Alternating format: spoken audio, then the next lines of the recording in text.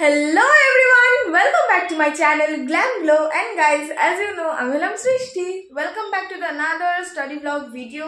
আজকে হচ্ছে আমার পরীক্ষার আগের দিন। ক্লাস 10 এর ফার্স্ট প্রি টেস্ট পরীক্ষা কাল থেকে শুরু হচ্ছে আর আজকে হচ্ছে তার আগের দিনের স্টাডি ভ্লগ। সবথেকে দুঃখজনক ব্যাপার হচ্ছে আমাদের একসঙ্গে দুটো করে পরীক্ষা ফেলেছে। ইয়েস, 9-10 আমাদের স্কুলে একসঙ্গে দুটো করে পরীক্ষা ফেলে আর এবছর তো অ্যানুয়াল ফাংশন ছিল, সো তাই জন্য একসঙ্গে দুটো করে পরীক্ষা। বেসিক্যালি কাল হচ্ছে আমার physics exam and English exam. তো এখন বাজে হচ্ছে সকাল 12টা। আমি চান করে এসেছি, এখনো চুলফুল কিছু আশ্রয়নি।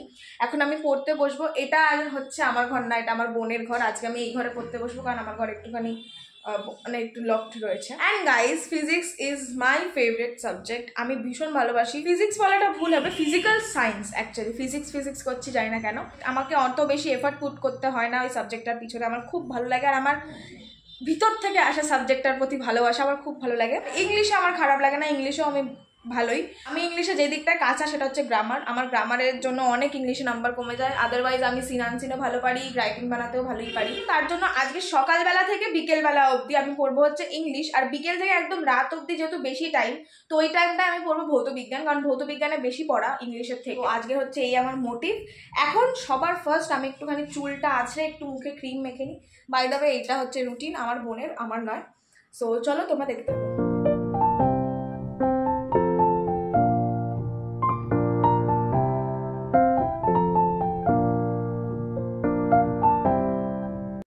সো চান করে চুল আসলে আমি বসে পড়েছি এখন পড়াশোনা করতে। আর আমার বোনের ঘরে বসে এরকম ভাবে ফার্স্ট টাইম আমি ভিডিও বানাচ্ছি, আমার খুব ভালো লাগছে। বেশ নতুনত্ব ব্যাকগ্রাউন্ড, আর আমার বোনের ঘরটা পুরোটাই পিঙ্কিশ থিমে করা। সো বালিশ, বিছানার চাদর, পর্দা থেকে শুরু করে সবটাই মোটামুটি পিঙ্ক।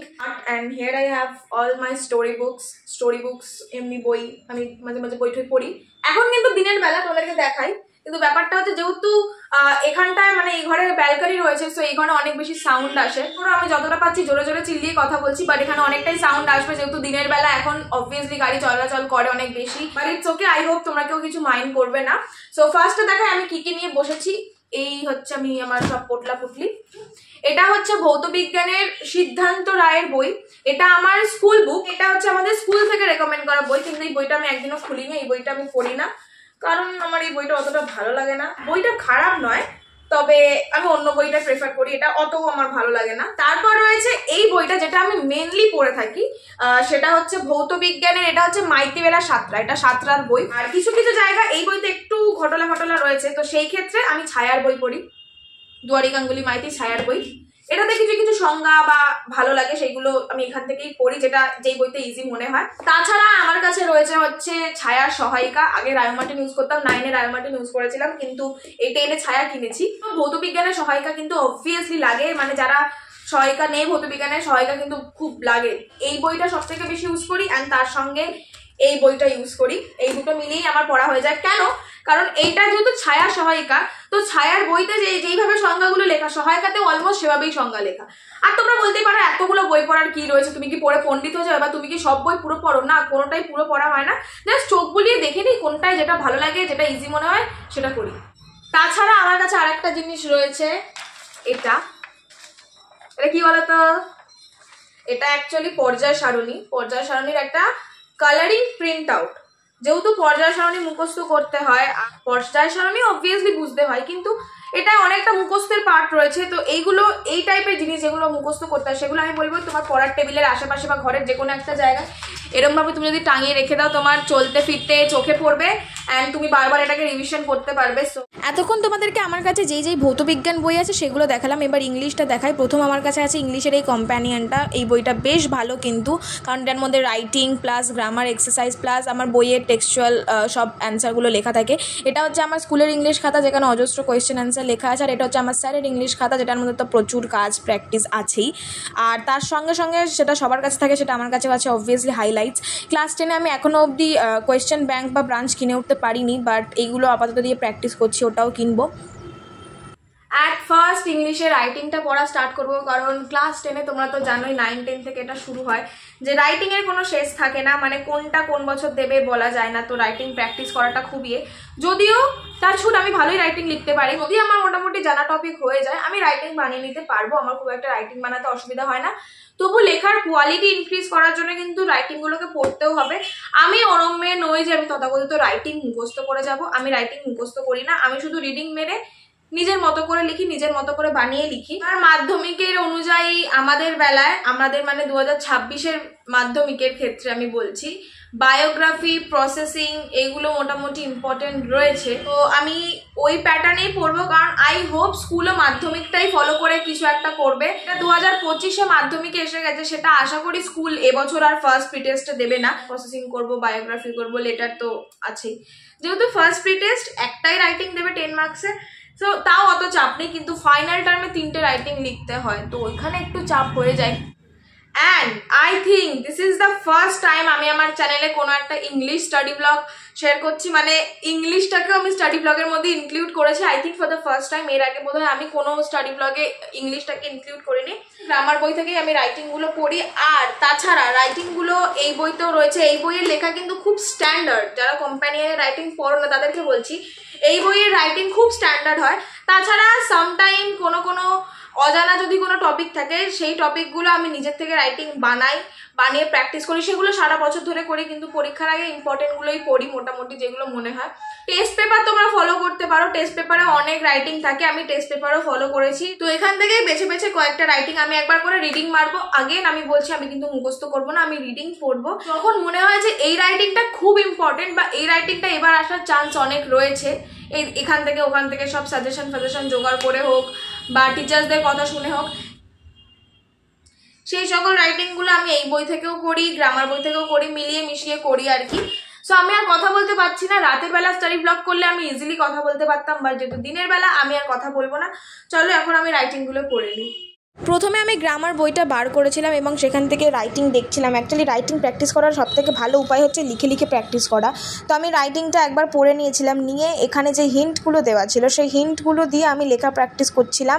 আর আমি বারবার কাটি, বারবার লিখি, এই করে করে আমি নিজের সঙ্গে কম্পেয়ার করি যে আমার ভাষাটা আমার মন মতো হচ্ছে কি না। কারণ দেখো, যদি একটা ইজি রাইটিং হয়, হয়তো আমার জানা টপিক বা খুব ইজি টপিক, কিন্তু সেই টপিকে টিচার্সরা এটা এক্সপেক্ট করে যে লেখার কোয়ালিটি খুব ভালো হবে আর লেখার ভাষা খুব ভালো হবে। তো ইজি টপিক বলে এটা নয় যে আমি ক্লাস 5-6-এর বাচ্চাদের ভাষায় লিখে দেবো। ইজি টপিক হতে পারে, তবে লেখার ভাষাটা ইজি হলে হবে না, সেটা একটা হাই ক্লাস ভাষা হতে হবে। তো তোমরা যদি রাইটিং মুখস্থ না হয়, সেক্ষেত্রে আমি বলবো লিখে লিখে প্র্যাকটিস করতে পারো। এবার দেখো, খুব বেশি রাইটিং তো লিখে প্র্যাকটিস করা সম্ভব হয় না, তার জন্য তোমাদেরকে সারা বছর প্র্যাকটিস করতে হবে। আর যদি পরীক্ষার আগে বলো কি করবে, তাহলে আমি বলবো একদম মেন যেইগুলো তোমার টিচার্সরা ইম্পর্টেন্ট বলেছে বা স্কুলে সাজেশন দিয়েছে, সেইগুলো বারবার প্র্যাকটিস করো। গাইস, জায়গা চেঞ্জ, কারণ ওই ঘরে আমার খুব গরম লাগছিল, সো তাই জন্য ওই ঘর থেকে চললাম আমার ঘরে এসি রয়েছে, ওই ঘরে এসি নেই। সো এসি চালিয়ে এখন আমি এখানে ইংলিশ পড়তে বসবো। তো এখন আমি প্র্যাকটিস করতে চলেছি ট্রান্সফরমেশন অফ সেন্টেন্স। এখানে হচ্ছে সিম্পল কমপ্লেক্স কম্পাউন্ড, এটা অনেকেই অনেক সময় ভুল করে। সো এটা এখন আমি প্র্যাকটিস করতে চলেছি। লেটস সি কতটা ঠিক করি আর কতটা ঠিক না করি। ইংলিশের মধ্যে গ্রামার পার্টটা আমার করতে কিন্তু বেশ ভালোই লাগে। তোমাদের কোন পার্টটা করতে ভালো লাগে অবশ্যই কমেন্টে জানিও। সো আমার এই কম্প্যানিয়ন বইটা থেকে তো গ্রামারগুলো করা হয়ে গেল। ওখানে বেশ সুন্দর সুন্দর গ্রামার রয়েছে, অনেক কটা গ্রামার করেছি টাইম নিয়ে বসে বসে। আমার এখনও অবধি ছোটোখাটো মিস্টেক হচ্ছে। কয়েকটা টেক্সচুয়াল গ্রামার করব, কারণ ইংলিশ কি জানো তো, সত্যি কথা বলতে সারা বছর অত ভালো করে পড়া হয় না অন্যান্য সাবজেক্টের মতো। হ্যাঁ, পড়া হয়, কিন্তু সিন পার্টটা অত ভালো করে পড়া হয় না। আমি ওই পরীক্ষার আগের দিন গল্পগুলো নিয়ে বসি, হ্যাঁ ফাঁকা, কোনোই এক্সারসাইজ বা কিছু করা নেই। এখন আমি এই টেক্সচুয়াল গ্রামারগুলোকে দেখবো, কারণ আমাদের স্কুলে বলেছে যে টেক্সচুয়াল গ্রামার মাধ্যমিকের জন্য খুব ইম্পর্টেন্ট। সো তাই জন্য আমি এখন টেক্সচুয়াল গ্রামারগুলো দেখবো, শুধুই দেখবো, আর কিছু না। যতগুলো রয়েছে সবকটা দেখে যাবো, কী কী করেছে কী না করেছে। আর কয়েকটা নতুনত্ব জিনিস রয়েছে, যেমন নমিনেটিভ, অ্যাবসলিউট, এই জিনিসগুলো কয়েকটা একটু বুঝতে হবে। তারপরে ট্রান্সফরমেশন অফ সেন্টেন্সটা একটু টাফ রয়েছে, ওইটাকেই আমি বারবার করে দেখছি। আর আমি বুঝে উঠতে পারছি না কী করা উচিত কী করা উচিত না, কারণ কিছু খুঁজে পাই না যখন এই আর কি ইংলিশ পরীক্ষা আসে, কারণ সেরকম কিছু তো নেই ইংলিশে পড়ার মতো। সো তাই জন্য টেক্সটের কাজ সেরকম অত কিছু করতেই হয় না, কারণ পরীক্ষায় তো অবভিয়াসলি সিন তুলে দিয়ে দেয়, তো তাই জন্য আমি ওইটা আর করছিলাম না। আমি জাস্ট টেক্সচুয়াল গ্রামারগুলো দেখছিলাম একবার করে, কারণ বইয়ের মধ্যেও কয়েকটা গ্রামার থাকে। তারপর আমার মা এলো, বিছানার চাদরটা একটু চেঞ্জ করে দিল, এবার ঘরটা বেশ সুন্দর লাগছে দেখতে। আর এখন আমি যেটা করবো সেটা খুব ইন্টারেস্টিং, সেটা হচ্ছে ফেবেল বলে একটা কবিতা রয়েছে, যেটা আমার ফার্স্ট টার্মে ছিল। দেখতে পাচ্ছ আমার ফোনের খুব বাজে অবস্থা, প্লিজ সেটাকে ইগনোর করো। তো ফেবেল না খুব একটা মিনিংফুল একটা কবিতা, তো এই টাইপের মিনিংফুল কবিতাগুলোর একটা এক্সটার্নাল মিনিং তো অবভিয়াসলি থাকে, বাট তার সঙ্গে সঙ্গে একটা ইন্টারনাল মিনিং থাকে। পরীক্ষার হলে এই সকল কবিতা থেকে কিছু কনসেপ্ট বেস কোয়েশ্চেন দেয়, যেগুলো কিনা আমরা হয়তো নিজে বুঝতে পারি যে কী ফিল করাচ্ছে, কিন্তু আমরা খুব ভালো ভাষায় লিখে আসতে পারি না। তো তাই জন্য আমি এখন গুগলে সার্চ করে কোয়েশ্চেন অ্যান্ড অ্যান্সারগুলো লিখে নিচ্ছি। এর আগেও আমি এই কবিতা থেকে কোয়েশ্চেন অ্যান্সার প্র্যাকটিস করেছি, বাট পরীক্ষার আগে যেহেতু তো ভালোভাবে একবার লিখে লিখে আমি প্র্যাকটিস করে নিলাম মেইনগুলো। গাইজ, আমি যতই বেলা 12টা অবধি ঘুমিয়ে নিই না কেন, দুপুরবেলার এসে ঠিকই আমার ঘুম পেয়ে যায়, ঠিক যেমন এখন আমার ঘুম পেয়ে যাচ্ছে। এখন হচ্ছে দুপুরবেলা 3:30 নাগাদ বাজে, সো এখন আমার ভীষণ ঘুম পাচ্ছে। এখন আমি 3:30 থেকে 4:30 অবধি 1 ঘন্টা ঘুমাবো। আর আমি পড়তে বসলে ঠিক আমার বিছানার অবস্থা এরমই হয়। পড়ছি কিন্তু ইংলিশ, কিন্তু আমার ওখানে ফিজিক্স বই খাতা সব ছড়ানো ছোটানো রয়েছে। আমি একদম সংসার বিছিয়ে পড়তে বসি, সবই রাখা রয়েছে। এর মধ্যে এই কোনাটা আমি ঘুমিয়ে পড়বো, আর আমি পাচ্ছি না। ঘুম থেকে উঠে আর হয়তো আধ ঘন্টা থেকে 40 মিনিট ইংলিশ পড়বো, কারণ আর কিছু নেই ইংলিশে সেরকম পড়ার মতো। অ্যান্ড দেন তারপরে আবার পড়া শুরু করবো physics, not physics, physical science. তারপরে তোমরা আমাকে জাজ করবে, তোমরা আগের দিনের ভিডিওতে বলেছো যে that is not physics, that is physical science. Yes, I agree, ওটা ফিজিক্যাল সায়েন্স। আমারই বলতে মিস্টেক হয়েছে। বেসিক্যালি ফিজিক্সটা অনেক ওয়ার্ডটা ছোটো তো, কনভিনিয়েন্ট ওয়ার্ড, সো বলতে সুবিধা হয় বলে এই ফিজিক্স বেরিয়ে যায়, বাট অ্যাকচুয়ালি ওটা ফিজিক্যাল সায়েন্স। আমি সম্মান করি ফিজিক্সকে অনেক, কারণ ফিজিক্যাল সায়েন্স আর ফিজিক্সের মধ্যে অনেক তফাৎ আছে। I agree that. তোমরা অনেক ভালো রেসপন্স দাও স্টাডি ব্লগে, বাট এখন আমার রেসপন্স দেওয়ার টাইম নেই, এখন আমার ঘুমানোর টাইম, বিকজ আমার অনেক ঘুম পেয়েছে। সো চলো ঘুম থেকে উঠে ফ্রেশ হয়ে আবার কথা বলছি। বেশ সুন্দর একটা দুপুরবেলা ঘুম দেওয়ার পর মুখ চোখ আমার পুরো ফুলে গেছে, একটা সুন্দর গ্লো চলে এসছে মুখে এতক্ষণ ঘুমিয়ে। এবার আমাকে পড়তে বসতে হবে। তার আগে মা আমাকে এখন খেতে দিয়েছে চিড়ে দিয়ে দুধ দিয়ে, যেটা আমার খুব ভালো লাগে। আর আমার বই খাতার অবস্থা ঠিক এখনও এরমই রয়েছে, সেইগুলোকে এখন আমি একটুখানি গোছাবো আর ভদ্র মেয়ের মতো পড়তে বসে যাব। বাট হ্যাঁ, পড়া তো আমার কপালে নেই, আমি একটুখানি খাচ্ছি একটুখানি পড়ছি, মানে একদম ক্যাজুয়াল, কোনো সিরিয়াসনেস নেই, কিচ্ছু নেই। আমার এটাই ভালো লাগে, বেশি সিরিয়াস হয়ে পড়লে আমি আবার বেশিক্ষণ পড়তে পারি না। তো আমি পড়ার পর কিছুক্ষণ রিডিং মারার পর আমি একটুখানি চুল আসতে নিলাম। এখানে আমার বোন আমার সঙ্গে পাগলামো করতে চলে এসেছে, কী সব বহুরূপী সেজে চলে এসছে। মাঝে মাঝে এরকম মাথায় খ্যাচ ওঠে, আরও আমার সঙ্গে কাউকে তো খুঁজে পায় না, জ্বালাতন করার তো আমার কাছেই চলে আসে, আর আমিও জ্বালাতনগুলো সহ্য করি, কি আর করবো। তো এই করছিলাম আমি, ভৌত বিজ্ঞান বইগুলো ঢোকালাম, তারপর একটুখানি বোনের সঙ্গে নাচ গান করলাম, দেখতেই পাচ্ছ, একটু গল্প করলাম, তারপর আবার একটুখানি পড়ছি, আবার একটুখানি খাচ্ছি, এই চলছে আমার রুটিন। তো ইংলিশ পড়া কমপ্লিট, এবার যাবো আমি ভৌত বিজ্ঞানের দিকে। তোমাদের সঙ্গে কি এই সেম জিনিসটা হয় যে ইংলিশ পড়ার সময় তোমরা খুঁজে পাও না কি পড়বে? সত্যি এটা আমার সঙ্গে তো খুব হয়। এখন হচ্ছে আমি আছি আমাদের ঠাকুর ঘরের লাইট অফ, শুধু ঠাকুরের এই লাইটটাই জ্বলে। খুব সুন্দর একটা মন্দির আমাদের। ফিজিক্যাল সায়েন্সটা পড়তে হবে, কারণ ওটাই তো মেন। কালকে রাতে আমি অনেকটা চ্যাপ্টার করেছি, এখন আমার বাকি রয়েছে 2টো চ্যাপ্টার। একটা কেমিস্ট্রি পার্ট থেকে সমযোজী বন্ধন চ্যাপ্টার, আর একটা হচ্ছে ফিজিক্স পার্ট থেকে, সেটা হচ্ছে আলো।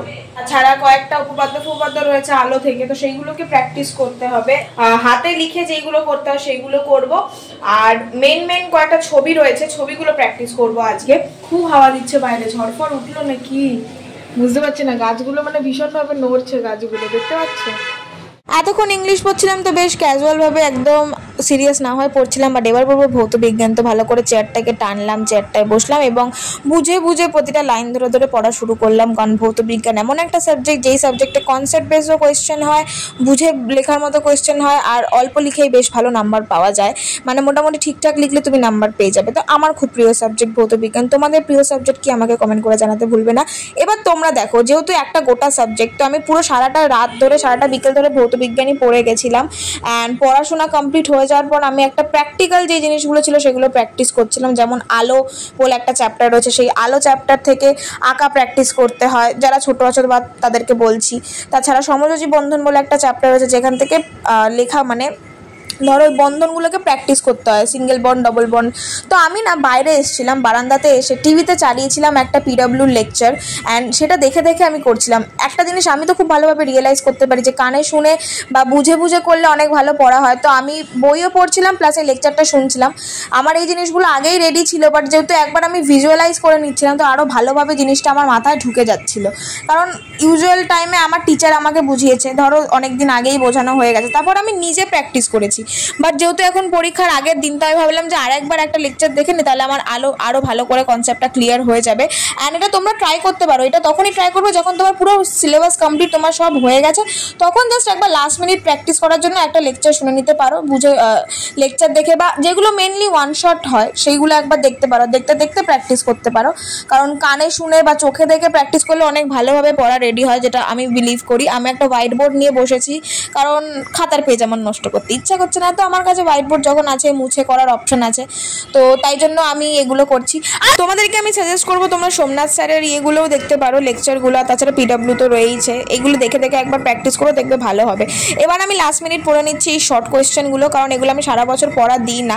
আমি এগুলো চেষ্টা করি আমার যখন পুরো চ্যাপ্টার কমপ্লিট হয়ে গেছে, সব আমার কনসেপ্ট ক্লিয়ার, তখন আমি চেষ্টা করি একদম শেষে এসে এই নিউমেরিক্যালগুলো প্র্যাকটিস করা। না, নিউমেরিক্যাল সারা বছরই করি, কিন্তু এই শর্ট কোয়েশ্চেনগুলো আমি চেষ্টা করি একদম পরীক্ষার আগের দিন বসে দেখি কি আমি নিজে অ্যান্সার করতে পারছি কিনা। শর্ট কোয়েশ্চেনে তুমি অ্যান্সার করতে পারছো মানে জানবে তোমার চ্যাপ্টারটা ক্লিয়ার রয়েছে, তুমি চ্যাপ্টারটা বুঝতে পেরেছো। তো আমি নিজে নিজে চেষ্টা করি, আর ইম্পর্টেন্ট শর্ট কোয়েশ্চেনগুলো আমি একবার করে পড়ে নিই, সব কটা দেখে নিই। এমনি যদি তোমার চ্যাপ্টার ক্লিয়ার থেকে তোমার শর্ট কোয়েশ্চেন কোনো অ্যান্সার করতে প্রবলেম হবে না। এখানে আমি আলোর ছবি প্র্যাকটিস করছিলাম, কারণ এগুলো প্র্যাকটিস করা খুবই ইম্পর্টেন্ট, বারবার করে এগুলো খুবই ইম্পর্টেন্ট ছবি। ঘড়িতে এখন রাত 1:45, আমার পড়াশোনা ডান। বিকেল থেকে অনেক পড়াশোনা করে নিয়েছি, মুখ চোখ ঠিক করে একটু ধোয়ারও টাইম পাইনি। এখন পালা এই যে বিছানাটাকে এই অবস্থা করে রেখেছি, এগুলোকে গুছিয়ে ব্যাগ গোছাবো। ফিজিক্যাল সায়েন্স অনেক ভাইটাল একটা সাবজেক্ট, তো ওই একটা সাবজেক্ট পড়তে গেলে আমার পুরো রাতটা সন্ধ্যাটা কেটে গেছিলো। এই টাইমটা বেজেছিল রাত্রি 2-2:30 নাগাদ। তো এখন আমি বিছানাটা পুরোটা গুছিয়ে নিলাম, বই খাতা সব এলোমেলো হয়েছিল, সব কটাকে স্টাডি টেবিলে ঢোকালাম, আমার শোয়ার জন্য বিছানা করে নিলাম। আর এবার আমি যাব হচ্ছে ঘুমাতে।